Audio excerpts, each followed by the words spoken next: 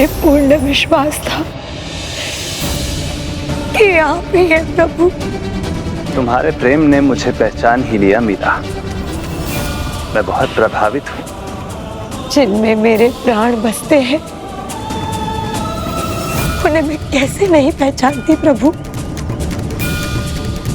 वो गाड़ीवान, द्वारकाधीश मंदिर में वो स्त्री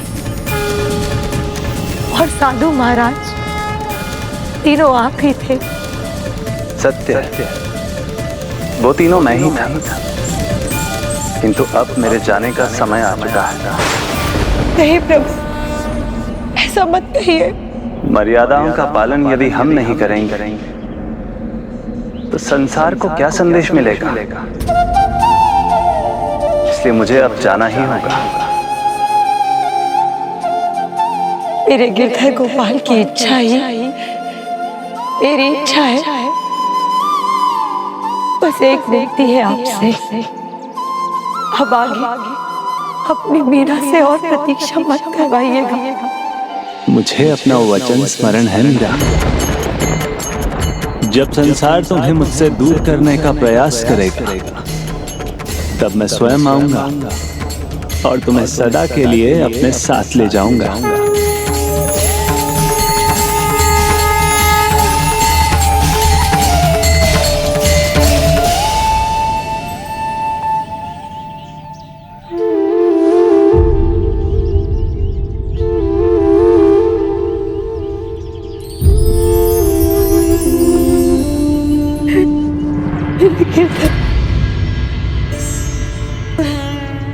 मेरे गिरधर।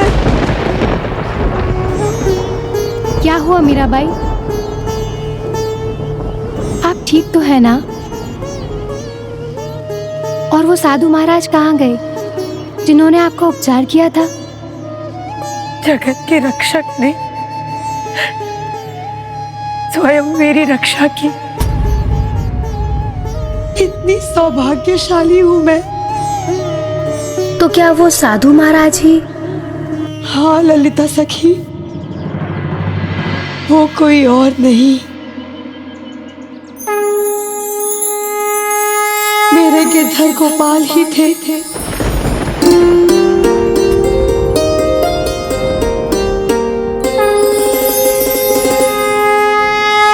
मुझे क्षमा करना प्रभु, मुझसे बहुत बड़ी भूल हो गई। यह आप ही का चमत्कार है कि मीराबाई ठीक हो गई।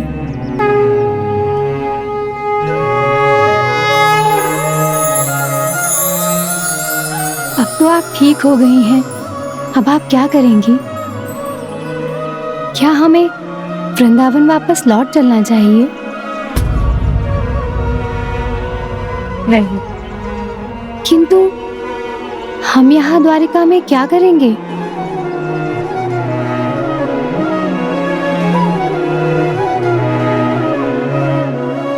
वही जो आज तक करती आई हूं। गिरधर की भक्ति में इनके भजन लिखूंगी, भजन कीर्तन करूंगी। इनकी महिमा में यहाँ की भाषा में इनके पद रचूंगी, जिससे यहाँ के वासी भी उसे गाकर मेरे प्रभु से जुड़ सके। अब यही मेरे जीवन का एकमात्र उद्देश्य है। और फिर मैं वहां उनकी राह देखूंगी जहां मुझे वरदान मिला था।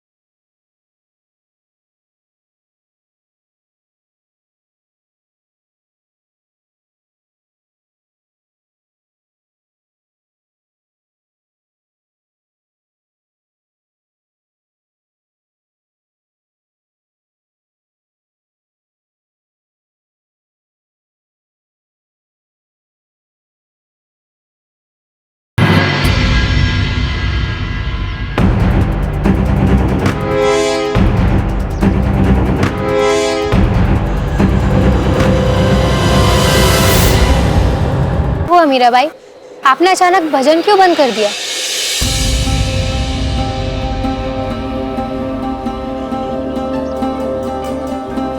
ये दोनों मुझे जाने पहचाने से लगते हैं, जैसे ये दोनों। हम दोनों आपके परिवार से ही हैं बुआ मीराबाई साहब। मैं रामदास हूँ। और मैं आपके भाई जयमल सा का पुत्र हीरादास। हम आपको वापस ले जाने आए हैं।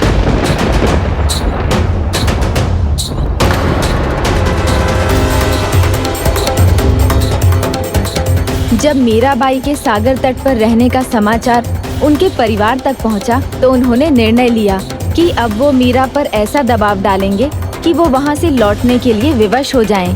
और इसके लिए उन्हें अपने परिवार से किसे ये कार्य सौंपना था, ये उन्हें पता था। मुझे ले जाने? क्यों? अचानक मेरी याद कैसे आ गई आपको? हम सब आपको भूले कहाँ थे। इसीलिए केसर, चमेली, श्रीधर और अन्य अनेक सेवकों को आपको लाने भेजा, पर ना आप लौटी और ना जो आपके पास आए वो लौट कर गए। जिस धाम के कण कण में प्रभु के होने का आभास हो, उस धाम को छोड़ने का नाम भी भला कोई कैसे ले सकता है? हम यहाँ रुकने नहीं, आपको साथ ले जाने आए हैं। हाँ बुआ, और इस बार हम आपका हट नहीं मानेंगे। आपको हमारे साथ चलना ही होगा। तात मात भ्रात बंधु अपनों ना कोई, छाड़ी दई कुल की कान्ही कहाँ करी है कोई। ना मेरे पिता है, ना माता है, ना भाई। मेरे तो बस गिरधर गोपाल है, दूसरा ना कोई। मैं इन्हें और इनकी नगरी को छोड़कर नहीं जाऊंगी जब तक कि वो मुझे लेने नहीं आते। ये बात मैं पहले भी कह चुकी हूँ और आज फिर कहती हूँ। आपके हट का जवाब है हमारे पास। अब हम यहीं बैठे रहेंगे जब तक आप हमारे साथ वापस जाने को तैयार ना हो जाएं। लेकिन ये नहीं बुआ, अब हम आपकी एक नहीं सुनेंगे।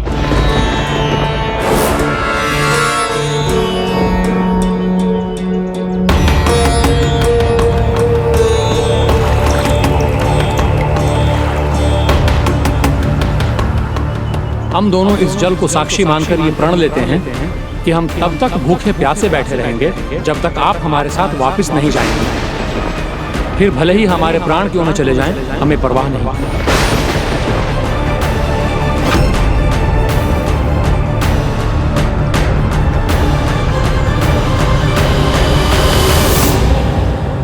ऐसी विकट स्थिति और दुविधा से हर बार मेरे गिरधर ने ही मुझे उबारा है। इस बार भी आप ही कोई मार्ग सुझाइए प्रभु।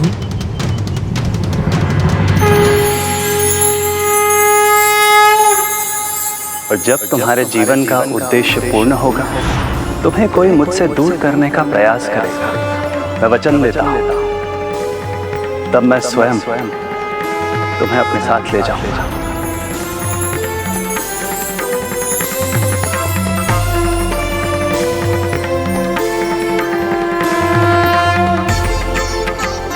तुम दोनों को अन्न जल त्यागने की कोई आवश्यकता नहीं है। मैं तुम्हारे साथ चलने के लिए तैयार हूँ।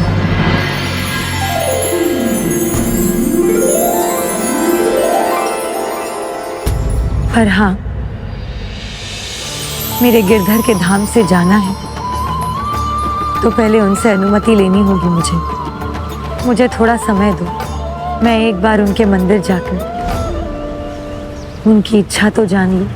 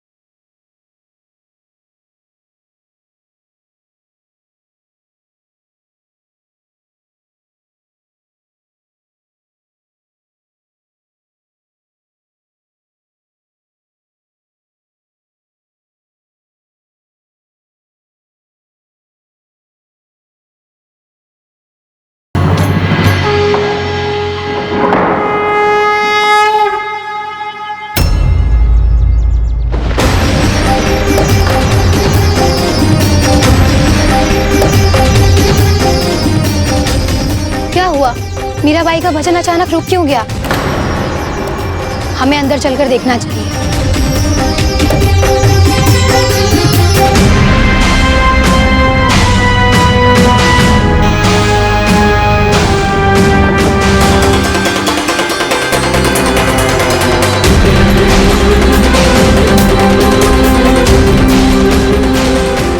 यहाँ तो कोई भी नहीं है। जब वो आई तो यहाँ पर अकेली आई थी, सबने उन्हें देखा भी था। फिर वो यहाँ से कहाँ गई?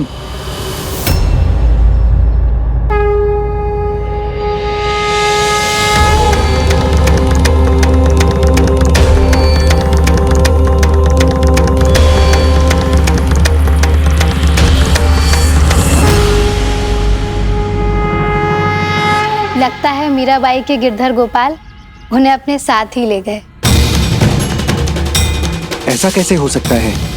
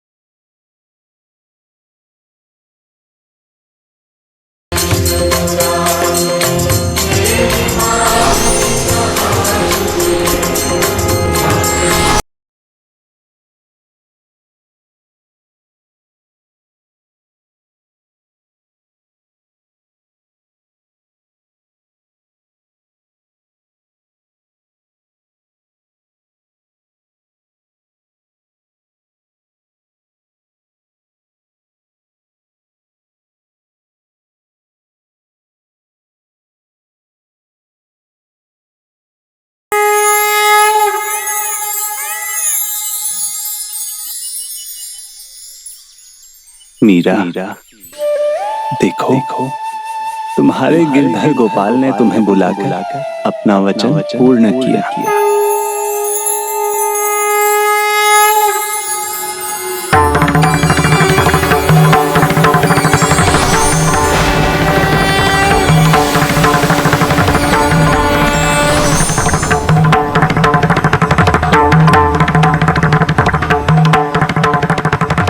जिस अलौकिक प्रेम की प्रतीक राधा है, उसी प्रकार के अलौकिक प्रेम की पराकाष्ठा को मीरा ने भी साधा है। जैसे राधा के नाम के बिना कृष्ण का नाम कुछ भी नहीं, वैसे ही कालांत तक मीरा का नाम भी मेरे नाम के साथ जुड़ेगा, साथ जुड़ेगा।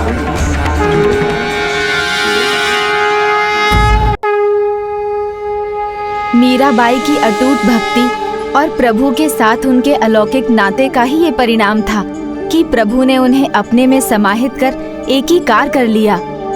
हाँ गजानन, प्रभु भजन में ही उनकी आत्मा बसती थी और वही आत्मा प्रभु की ही हो गई।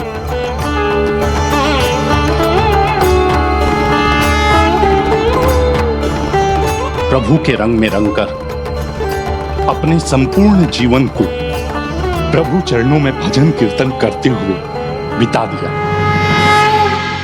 कैलाश में मैं भी अपने आराध्य की भक्ति में ऐसे ही रमा रहता था, उनका ही भजन गाता था।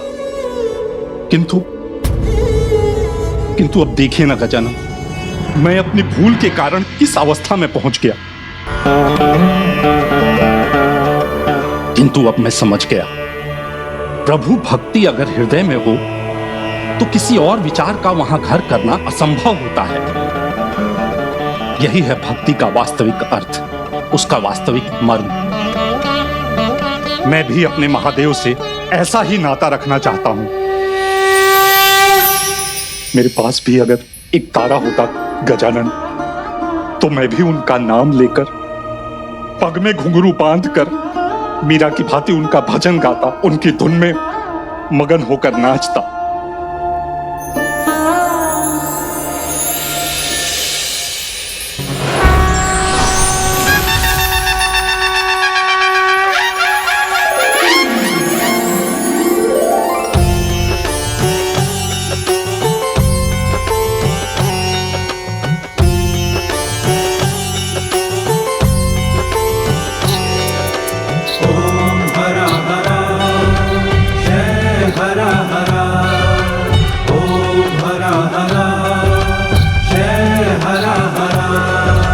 विनती करूं भगवन स्वीकार करो, विनती करूं भगवन स्वीकार करो।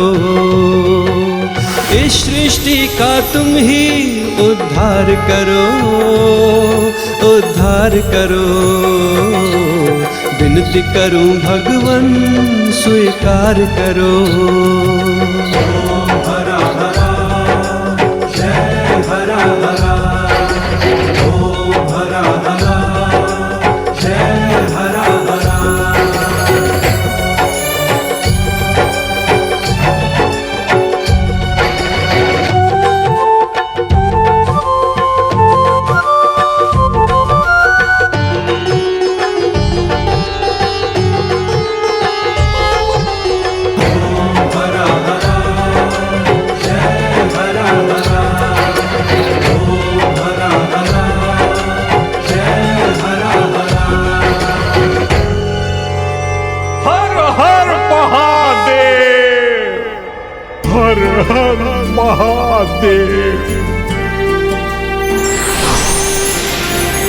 गणपति बप्पा, गणपति बप्पा।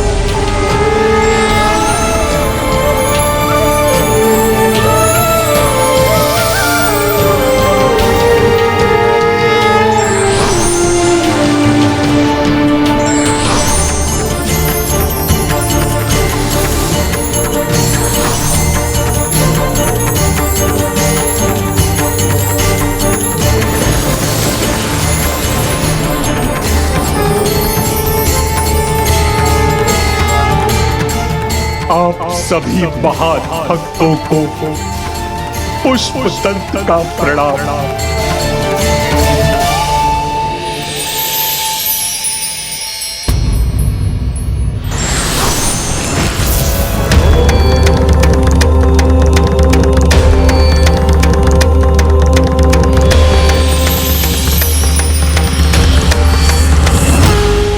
मैं आज कैलाश में होता और श्राप से ग्रसित नहीं होता तो प्रभु के सामने ये भजन गाता। पुष्पदंत जी, आपकी मनोकामना तो पूर्ण हो गई। आप शाप से मुक्त हैं। आपने ध्यान नहीं दिया, पर आप तो अपने मूल स्वरूप में आ चुके हैं।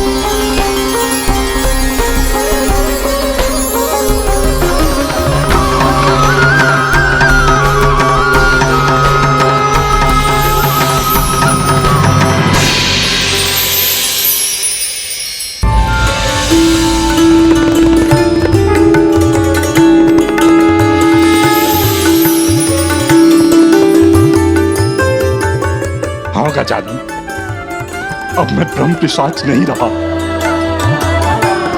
अद्भुत हैं भगवान और उनके भक्त, जिनकी कथा मात्र सुनने से मैं पिशाच योनि से मुक्त हो गया। मुझे क्षमा कर दिया भगवान शिव ने। हर हर महादेव, हर हर महादेव, हर हर महादेव, हर हर महादेव, हर हर महादेव।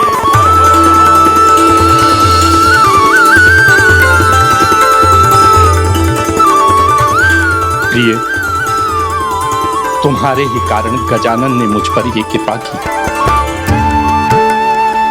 मुझ पथभ्रष्ट को भक्तों की कथा सुनाकर धर्म का और भक्ति का मार्ग दिखाया, महादेव की कृपा का पात्र बनाया। सही कहा आपने स्वामी। हम पर पार्वती नंदन, श्री विघ्नहर्ता, विघ्नों के हर्ता, मंगलकर्ता की कृपा है। ये सब जो कुछ भी हुआ है सब आपकी ही कृपा है गजानन। त्वमेव केवलं कर्तासि, त्वमेव केवलं धर्तासि, त्वमेव केवलं हर्तासि, त्वमेव। आपको कोटि कोटि धन्यवाद गजानन। मेरा नहीं, धन्यवाद तो उन भक्तों का कीजिए, उनकी पुण्य कथाओं का कीजिए, जिनके कारण आपके भीतर फिर से भक्ति का भाव उजागर हुआ है। और अब एक बार फिर वही पुराने भक्त पुष्पदंत हमारे बीच हैं। इसलिए तो कहते हैं, सद्भक्ति पर्यन्ते ही प्रदृश्यते, अर्थात सच्चे भक्त की सच्ची भक्ति एक ना एक दिन सामने आ ही जाती है। शब्द नहीं है मेरे पास, किन शब्दों में आपका धन्यवाद करूं गजानन। एक और कृपा कर दीजिए मुझ पर। इस मूर्ख भक्त की व्याकुल आंखों को प्रभु दर्शन से तृप्त करवा दीजिए। तो फिर देर कैसी पुष्पदंत जी, आप कैलाश चलिए। जैसे भक्त प्रभु दर्शन के लिए व्याकुल होते हैं, वैसे ही प्रभु भी भक्त से भेंट करने की इच्छा रखते हैं। वैसे ही प्रभु भी भक्त से भेंट करने की इच्छा रखते हैं।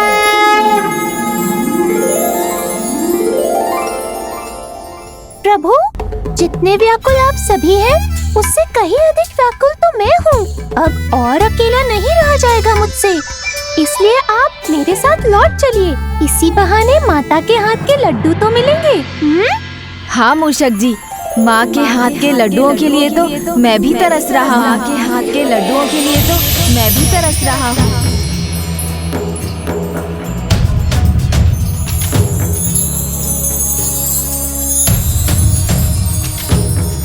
आज लड्डू बनेंगे।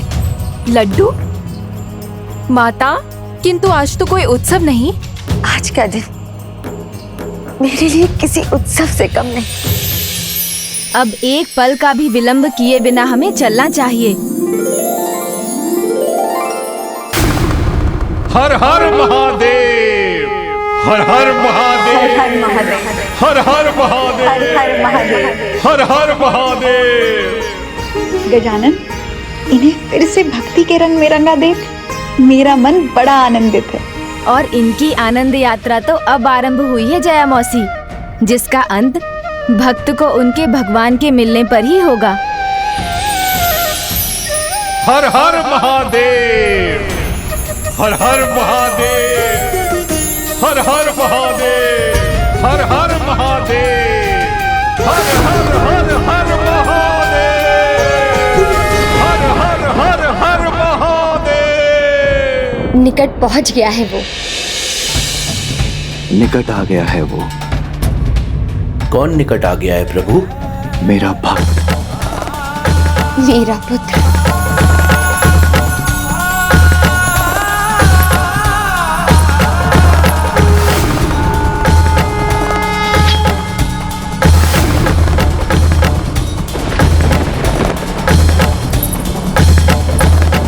अरे माता पार्वती और महादेव इतनी तीव्र गति से जा रहे हैं, आश्चर्य है। इसमें आश्चर्य की क्या बात है तोतला जी? भगवान की शोभा उनके भक्त में और एक माँ की ममता की तृप्ति तो उनके पुत्र से ही होती है। प्रभु और माता का इस प्रकार से जाना तो स्वाभाविक है। हर हर महादेव, हर हर महादेव।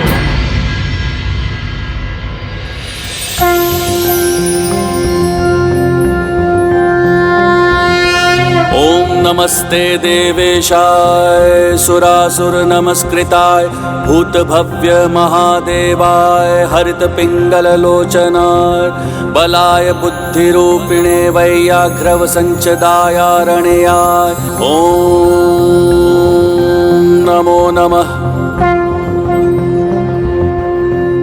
मेरे प्रभु महादेव मुझसे मिलने, मेरा स्वागत करने स्वयं चले आ रहे, परंतु क्यों? ये तो उसी भक्ति का फल है पुष्पदंत जी, जिसे समझकर आप अभी लौट रहे हैं। और देखिए, दूसरी ओर है माता की ममता।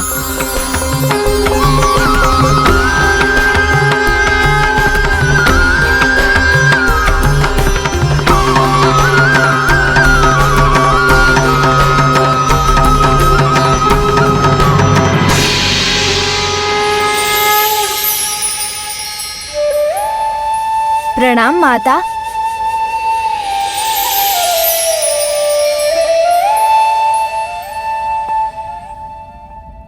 उठो पुष्पदंत।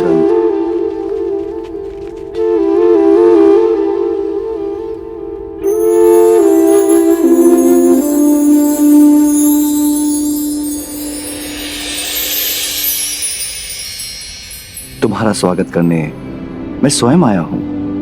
तुम्हारा स्थान यहाँ नहीं, मेरे हृदय में है। प्रभु, आप दया निधान हैं, कृपालु हैं मुझ पापी के लिए, जिसने आपके विश्वास को भंग करने का पाप किया, उसे आप स्वयं लेने आए हैं। आपका श्राप मेरे लिए वरदान बन गया प्रभु, तभी तो मैं इतने सारे भक्तों का परिचय पा सका, उनकी भक्ति के तत्वों को समझ सका। कर्म का फल अवश्य मिलता है, यही न्याय भी है और धर्म भी, जिसका पालन हम त्रिदेव भी करते हैं। एक भूल के कारण शाप मिला तो भक्त कथा सुनने का फल यह है कि मैं स्वयं तुम्हारे सामने खड़ा हूं। तुमने पिशाच होते हुए भी अपनी प्रवृत्ति के विपरीत जाकर भक्तों की कथाएं सुनी।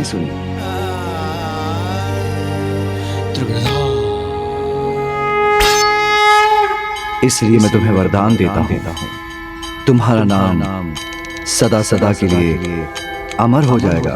तुम्हारा नाम सदा सदा के लिए अमर हो जाएगा। कोटि कोटि धन्यवाद प्रभु, कोटि कोटि धन्यवाद। आज मैं इस परम सौभाग्य का भागी बना, इसका श्रेय केवल और केवल गणेश जी को जाता। हाँ प्रभु, गजानन ने मुझे मौसी कहा और माना भी। उन्होंने एक संतान के समान मेरे स्वामी का साथ दिया। इन्हें श्राप से मुक्ति दिलाने के लिए वो इतने समय हमारे साथ रहे। किंतु वो है कहाँ?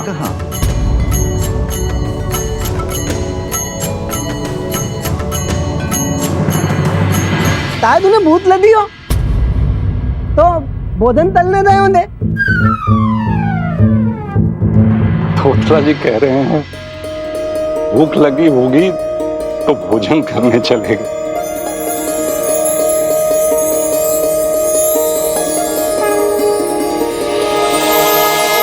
हाँ हाँ जानती हूँ, तुम बड़े हो गए हो गणेश और सब संभाल लेते हो।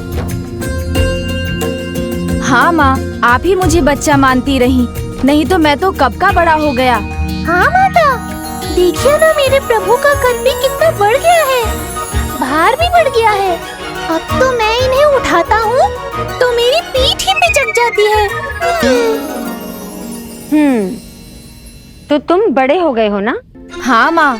इतने बड़े कि अपने सारे उत्तरदायित्व समझने लगे हो? हाँ माँ। तो फिर और बड़े दायित्व के लिए भी तैयार हो? हाँ माँ।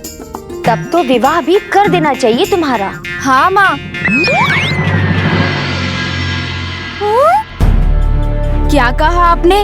विवाह? हाँ पुत्र, विवाह। तुम इतने लंबे समय के लिए अकेले कैलाश से बाहर रहते हो तो मुझे चिंता बनी रहती है। अर्धांगिनी होगी तो साथ जाएगी, तुम दोनों एक दूसरे का ध्यान रखोगे तो मेरी चिंता भी चली जाएगी। माता, प्रभु अकेले कहाँ होते हैं? ये जहाँ जाते हैं मैं इनके साथ रहता हूँ और इनका ध्यान रखता हूँ। आप व्यर्थ ही चिंता कर रही हैं। हाँ मूषक जी, आप गणेश के साथ होते हैं, किंतु धर्म पत्नी का साथ होना बिल्कुल अलग बात है। किंतु माँ, मेरा विवाह क्यों करना चाहती हैं आप? मैं तो अभी छोटा ही हूँ ना, बच्चा हूँ, नन्हा सा। हाँ माता, प्रभु तो बच्चे हैं, छोटे से नन्हे से। अच्छा, अभी तो कुछ और ही राग अलाप रहे थे कि गणेश बड़ा हो गया है।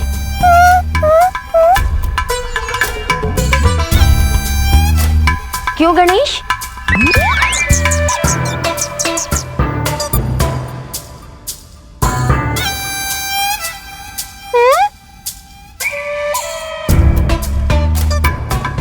किंतु माँ, मुझसे कौन विवाह करेगा?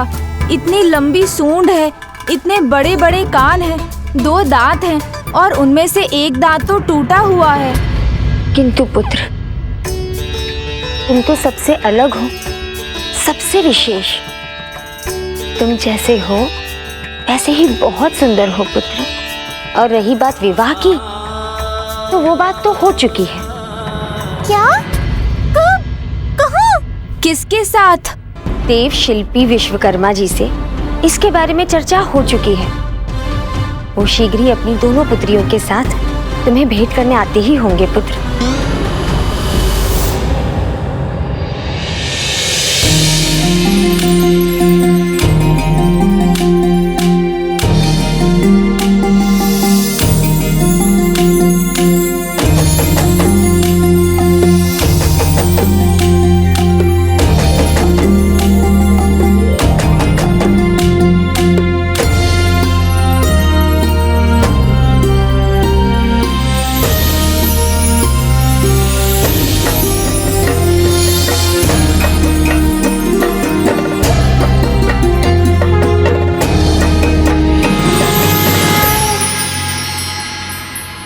प्रभु, आप बुद्धि के देवता हैं, तो माता पार्वती आपकी भी माँ है। उन्होंने अब आपके सामने कोई उपाय ही नहीं छोड़ा, सारी तैयारियां कर चुकी है। अब मेरी मानिए तो कोई अच्छा सा बहाना बनाइए और निकल चलिए यहाँ से। किंतु माँ, मुझे तो नहीं, अब कोई बहाना नहीं चलेगा। तुम्हारे आने का आभास हुआ तो मैंने संदेश भेज दिया। अब विश्वकर्मा जी अपनी दोनों पुत्रियों रिद्धि और सिद्धि के साथ कभी भी आ सकते हैं।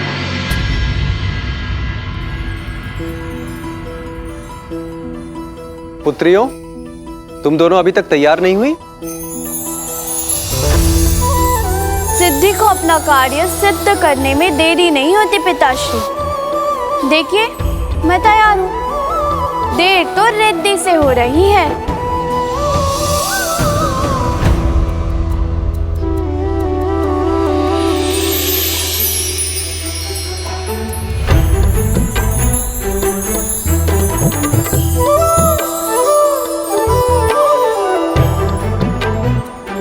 नहीं पिताश्री, रिद्धि के बिना सिद्धि अधूरी है। देखिए, मैं भी हो गई तैयार।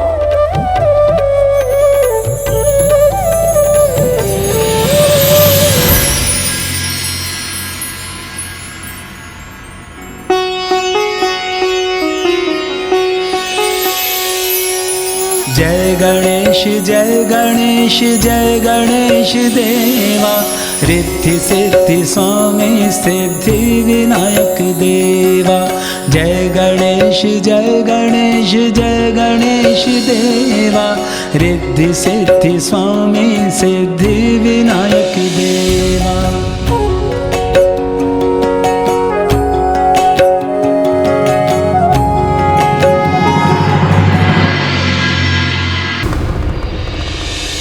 जाओ पुत्र, तैयार हो जाओ। विश्वकर्मा जी यदि सहमत हो गए तो तुम्हारा विवाह शीघ्र ही हो जाएगा। लो, लड्डू खाओ।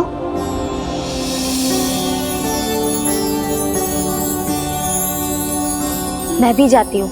तैयार होकर मुझे उनके स्वागत की तैयारी करनी है।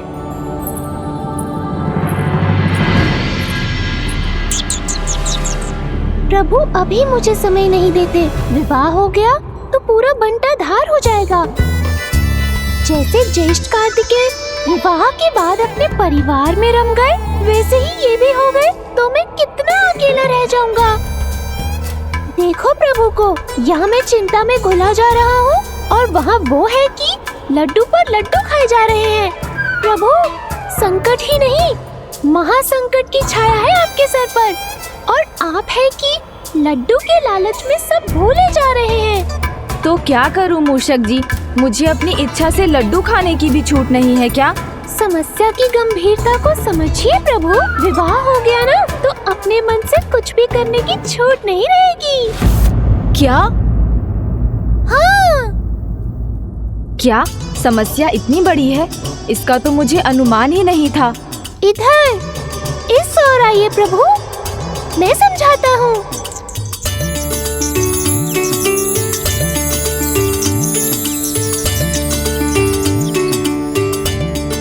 नहीं नहीं मूषक जी, विवाह समस्या या विपदा कैसे हो सकती है? माँ मुझे किसी संकट में कैसे डाल सकती हैं भला? प्रभु प्रभु प्रभु, कैसे समझाऊं आपको? जो भूत भविष्य सब देख लेते हैं, वो इस बात को क्यों नहीं समझ पा रहे हैं कि विवाह के बंधन में उलझेंगे तो बस उसी में उलझ कर रह जाएंगे। सारी स्वतंत्रता मिट जाएगी। आप स्वयं ही सोचिए प्रभु, भ्राता कार्तिकेय के विवाह के पश्चात आप उनसे कितनी बार मिले हैं? पहले वो आप सबके साथ कितना समय बिताते थे, परंतु जब से उनकी शादी हुई है तब से सब बदल गया। मूषक जी, आप तो ऐसे रो रहे हैं जैसे विवाह एक दुर्घटना है, पर माँ का तो कहना है कि विवाह एक शुभ घटना है जो समय आने पर सबके जीवन में आती है। जीवन में सुखद और सुंदर यात्रा का आरंभ है विवाह। आपको स्मरण नहीं है क्या? मैंने कितने प्रयास किए थे, तब जाकर विवाह को लेकर भैया कार्तिकेय के सभी संशय मिटे थे और वो विवाह के लिए तैयार हुए थे। उनकी बात और थी, आपकी बात और है। उनके जीवन को स्थिरता की आवश्यकता थी, पर आप पर तो पहले से ही इतने सारे उत्तरदायित्व हैं। संसार में कहीं भी कभी भी कोई विपदा छाती है तो सभी आपको ही याद करते हैं। फिर आप दुखियों के कष्ट मिटाने जाएंगे या विवाह बंधन में बंध कर बैठे रहने पर विवश हो जाएंगे? जैसे यहाँ प्रभु महादेव है और वहाँ दक्षिण में भैया कार्तिकेय। आपकी बात मानता हूँ, विवाह सुखद भी है, सुंदर भी, पर अभी आपके लिए उसका उचित समय नहीं आया है प्रभु। अभी अभी तो आपने यौवन के प्रथम चरण में प्रवेश किया है। ये तो सोचने वाली बात है मूषक जी। तो क्या मैं एक बार विवाह के बंधन में बंध गया फिर मैं जगत कल्याण के कार्य नहीं कर पाऊंगा? परंतु भ्राता कार्तिकेय तो... भ्राता कार्तिकेय की बात अलग है प्रभु, वो आपसे बहुत बड़े हैं। जबकि आप अभी इतने छोटे हैं, फिर पत्नी की जिम्मेदारी को कैसे निभा पाएंगे? आप उचित कह रहे हैं मूषक जी, परंतु विवाह कोई बुरी घटना नहीं है। किंतु मैं इस उत्तरदायित्व के लिए अभी तैयार नहीं हूँ। तो फिर ये विवाह रुकवा दे? किंतु माँ ने ठान ली है, तो उन्हें रोकने का भी तो कोई उपाय होना चाहिए। उपाय की चिंता छोड़िए प्रभु, वो मैं सोच चुका हूँ। सब कुछ आपसे ही सीखा है प्रभु। समाधान पहले सोचता हूँ, समस्या बाद में बताता हूँ। अच्छा, तो बताइए क्या है योजना? ध्यान से सोचने पर जटिल से जटिल प्रश्नों के उत्तर भी प्रश्नों में ही छिपे मिल जाते हैं। मूषक जी, नहीं बताना है तो मत बताइए। ऐसे पहेलियाँ बुझाने का कोई लाभ नहीं। ओहो प्रभु, थोड़ा तो धैर्य रखिए। अच्छा ये बताइए, माता ने क्या कहा था? विश्वकर्मा जी आएंगे, उनकी सहमति होगी तब होगा विवाह। और यदि वो सहमत नहीं हुए तो? क्यों नहीं होंगे सहमत? मैं क्या इतना बुरा हूँ? नहीं नहीं प्रभु, मैं ये कहाँ कह रहा हूँ, बस आपको योजना बता रहा हूँ। कुछ ऐसा करना होगा जिससे विश्वकर्मा जी आपको देखें और मना कर दें। बस यही एक उपाय है, विवाह टालने का और अपनी स्वतंत्रता बनाए रखने का। पर ये कैसे होगा मूषक जी? मैं प्रथम पूज्य देवता हूँ। सभी देवता मेरे नाम भर से सहमत हो जाएंगे, कोई मना नहीं करेगा। वो आप अपने इस सेवक पर छोड़ दीजिए। योजना का प्रथम चरण है उन्हें मार्ग में ही रोक देना।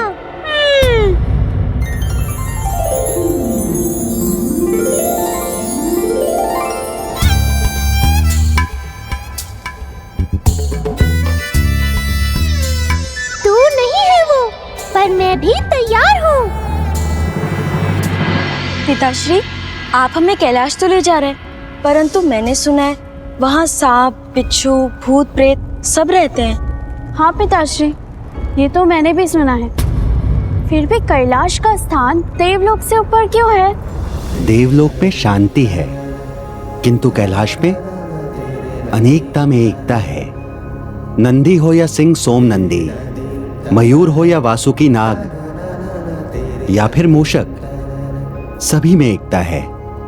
संसार जिनका परित्याग करता है, कैलाश उन्हें बिना भेदभाव के प्रेम भाव से सहर्ष अपनाता है। इसीलिए कैलाश का स्थान देवलोक स्वर्ग से भी कहीं ऊपर है। पुत्री, यदि तुम्हारा विवाह यहाँ हो जाता है तो ये तुम्हारा परम सौभाग्य होगा। किसी और का सौभाग्य मेरे प्रभु का दुर्भाग्य नहीं बनने दे सकता। मैं ये विवाह तो मैं रोक कर ही रहूंगा। मेरी युक्ति का कोई उत्तर नहीं होगा उनके पास। सब कुछ ठीक हुआ तो विश्वकर्मा जी यहीं से उल्टे पांव लौट जाएंगे। पर हमें करना क्या है? वो यहाँ से जाएंगे तो मैं अपने शब्दों से उनके मन में संदेह की अग्नि जलाऊंगा। एक बार चिंगारी भड़क गई तो आपको आकर बस उसमें घृत डालने का कार्य करना है। वेदों और पुराणों में अनंत ज्ञान छिपा है, वो सब मुझे कंठस्थ है, किंतु आपकी बात आप ही समझिए महाज्ञानी मूषक जी। ये क्या कह रहे हैं प्रभु? मेरी योजना के प्रति मेरे ही मन में संदेह उत्पन्न करवा रहे हैं। आपको बस इतना करना है कि मैं जो भी कहूँगा आपको अपने व्यवहार से उसका प्रमाण देना है।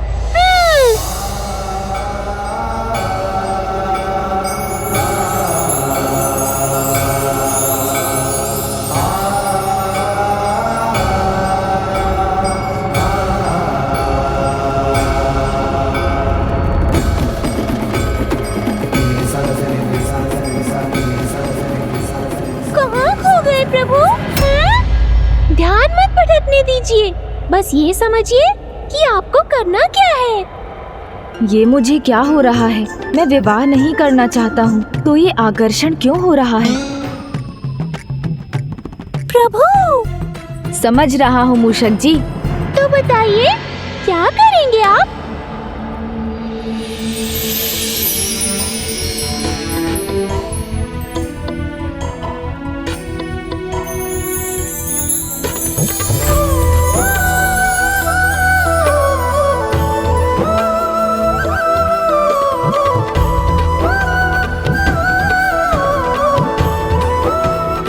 शांत क्यों हो प्रभु, आप ठीक से समझे कि नहीं? आपका ध्यान कहाँ है प्रभु? नहीं नहीं, विवाह के प्रति ये आकर्षण ठीक नहीं। मुझे तो बस मूषक जी की योजना में रुचि रखनी चाहिए। वो यहाँ पहुँच गए मूषक जी। बस, तो अब योजना पर अमल करना है। जो मैं कहता जाऊँ वो आप प्रमाणित करते जाइएगा।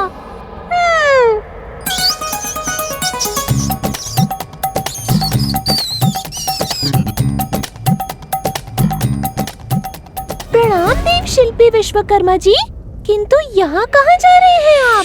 मूषक जी, बड़े ही शुभ विचार से आया हूँ। आपके प्रभु श्री गणेश जी के लिए विवाह का प्रस्ताव लेकर जा रहा हूँ। अपनी पुत्री विवाह? तब तो गणेश जी को लेकर आपके मन में ढेर सारे प्रश्न भी होंगे, किंतु चिंता मत कीजिए, मैं उनका केवल वाहन और सेवक ही नहीं, मित्र भी हूँ। वो मेरे बिना कहीं भी नहीं जाते हैं। ये बात तो सभी जानते हैं कि गणेश जी तक कोई बात पहुंचानी हो तो बस आपको बता देनी चाहिए। आप ही तो उनके सबसे अधिक निकट हैं। हाँ हाँ, आत्मा का संबंध है हमारा। उन्हें लेकर मैं आपके सभी प्रश्नों के उत्तर दे सकता हूँ।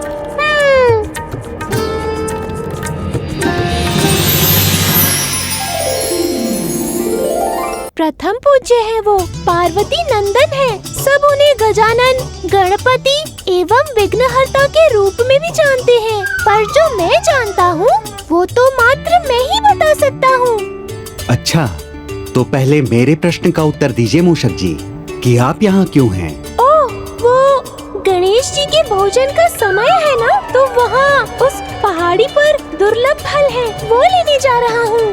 कैलाश से अधिक दुर्लभ और स्वादिष्ट फल और कहाँ मिलते हैं? वही तो, उनकी सरलता में भी कठिनाई है। मतलब मैं कुछ समझा नहीं। मैं समझाता हूँ ना। अब देखिए, दुर्लभ फल के बिना वो भोजन नहीं करेंगे। मैं तो सेवक ठहरा, जाऊंगा भी और फल लाऊंगा भी, पर ऐसी दुर्गम पहाड़ियों पर चढ़ना सबके वश में थोड़ी ना है। कोई बात नहीं, भोजन उन्हें कितना पसंद है ये बात तो सभी जानते हैं। हाँ, कोई बात नहीं, भोजन पसंद है तभी तो इतना बड़ा पेट है, और फिर जब भूख लगती है तो जो पसंद है वही व्यंजन उनके सामने होना चाहिए, अन्यथा। अच्छा, इतने हठी हैं वो? नहीं नहीं, हठी कहाँ कहा मैंने, वो माता पार्वती के लाडले हैं ना। उनके मुंह पर कोई भी बात आए उसके पहले ही माता उनकी मांग को पूरी कर देती है। अब मान लीजिए उनका बड़ा लड्डू खाने का मन है और कोई छोटा लड्डू सामने रख दे तो क्रोध तो आएगा ही ना। क्रोधी भी है? नहीं नहीं, ऐसा नहीं है, किंतु है तो महादेव के पुत्र ही ना। संसार जानता है महादेव भोले भंडारी हैं, तो उनका क्रोध भी संसार में किसी से नहीं छुपा।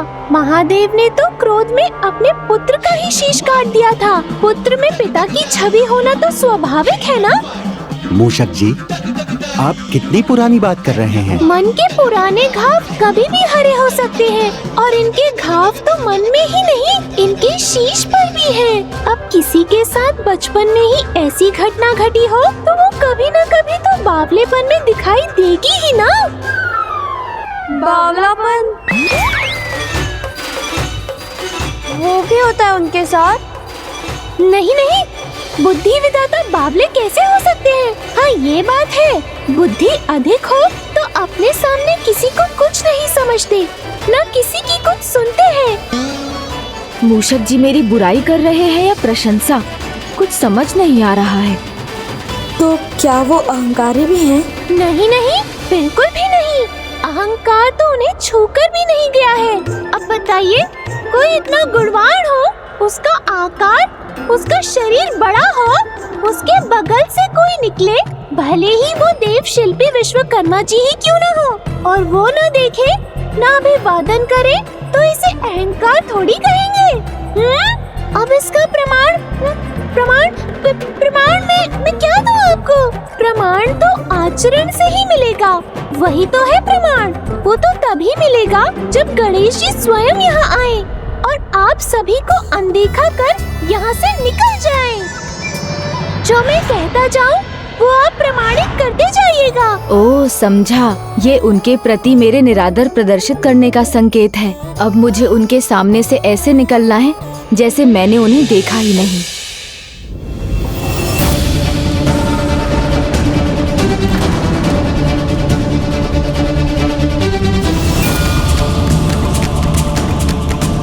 प्रमाण तो आचरण से ही मिलेगा जब गणेश जी स्वयं यहाँ आए और आप सभी को अनदेखा कर यहाँ से निकल जाएं।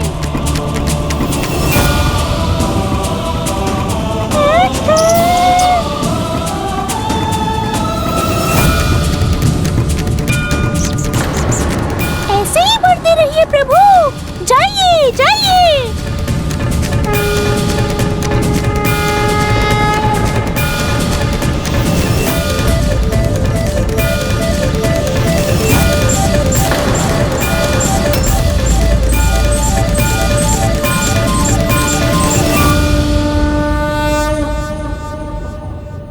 प्रणाम। कल्याण हो।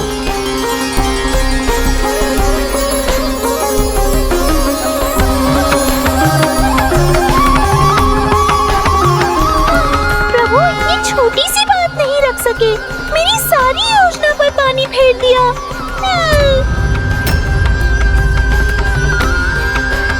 आइए, पधारिए देवशिल्पी विश्वकर्मा जी, कैलाश में आपका स्वागत है।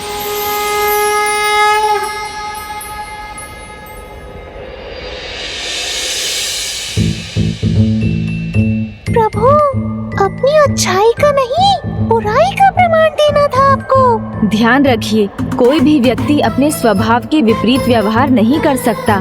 मैं तो बिल्कुल भी नहीं। तो फिर आप भी ध्यान रखिए प्रभु, हो जाइए तैयार अपने विवाह के लिए।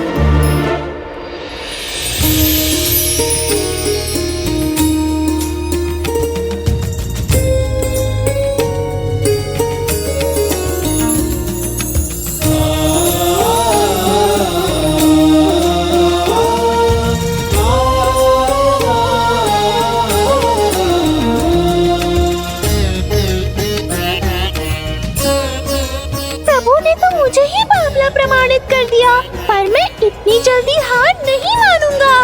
ओहो, लगता है अब कोई नहीं बचा सकता मेरे प्रभु को।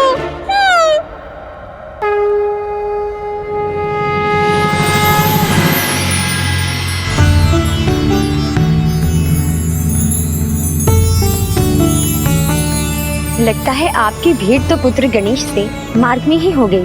हाँ माहेश्वरी, जो हुआ आपके संदेशानुसार ही हुआ।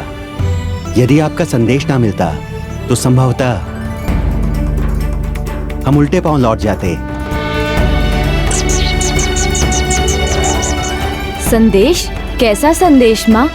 माँ तो माँ ही होती है, अपने पुत्र के प्रत्येक विचार को भांप लेती है, और पुत्र के विचार समझने हो तो माँ को उसके मित्र के विचार भी तो समझने पड़ते हैं। मेरी ओर मत देखिए, सारी योजना मेरी ही थी।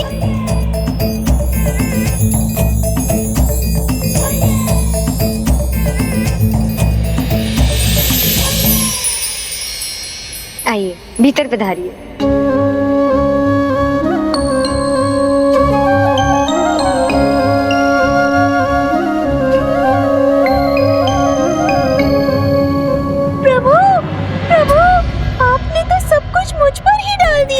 चलिए कोई बात नहीं, मैं सच्चा सेवक हूँ, अपने कर्तव्य पर अड़िग रहूंगा, आपको अकेला कभी नहीं छोड़ूंगा। पर लगता है अब मैं कुछ भी कर लूँ कोई लाभ नहीं होने वाला। हाँ, नहीं नहीं, मेरा अर्थ है। सब समझता हूँ मैं, आप मुझसे नहीं छिपा सकते। किंतु आपकी योजना तो पहले ही व्यर्थ हो गई, अब ये विवाह नहीं टल सकता। विचलित मत होइए प्रभु, जो भी होगा उसमें मूषक आपका साथ देगा। किंतु प्रभु, मोहित होने के पहले, विवाह करने के पहले कन्या को परखिए तो सही। ये तो जानिए, दोनों में से आपका विवाह किसके साथ होने वाला है। हाँ, ये तो सही है, विवाह से पहले कन्या को जानना तो आवश्यक है। ध्यान रहे, अतिथियों के सत्कार में कोई त्रुटि नहीं होनी चाहिए। जया, अतिथि को मिष्ठान दो। माँ, आपसे कुछ बात करनी है। हाँ पुत्र, बोलो, क्या बात है? विवाह की बात तो मैं मान रहा हूँ, किंतु मुझे कन्या को और कन्या को मुझे जानना भी तो आवश्यक है। कैलाश बड़ा अद्भुत स्थान है, जहाँ शत्रु भी प्रेम से रहते हैं। जो कन्या योग्य होगी वही तो इसे संभाल सकेगी। तुम वास्तव में बड़े हो गए हो गणेश, विवाह करने योग्य हो ही गए। तुमने जो भी कहा उचित है। जो भी प्रश्न पूछकर तुम परखना चाहते हो उसकी अनुमति है पुत्र। और मेरा ये मानना है कि विश्वकर्मा जी को भी इसमें कोई आपत्ति नहीं होगी। किंतु माँ, मैं परखूं किसे? बाहर तो 2 कन्याएं हैं। मेरा विवाह उनमें से किससे होगा ये तो मुझे पता ही नहीं। ये तो विश्वकर्मा जी ने मुझे भी नहीं बताया। किंतु पुत्र, ये उनसे अधिक तुम पर निर्भर करता है। प्रश्न तो तुम्हें दोनों से ही पूछने होंगे। हाँ माँ, ये तो उचित सुझाव है, ऐसा ही करूँगा।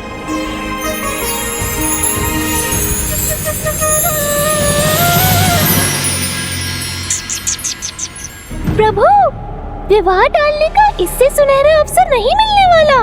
आप ऐसी परीक्षा लीजिए कि दोनों ही विफल हो जाएं। फिर विवाह का संकट अपने आप टल जाएगा।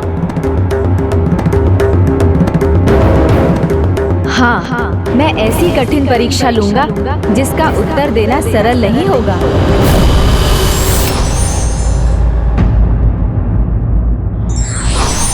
सच्चे मित्र संकट से नहीं, बिछड़ने से डरते हैं।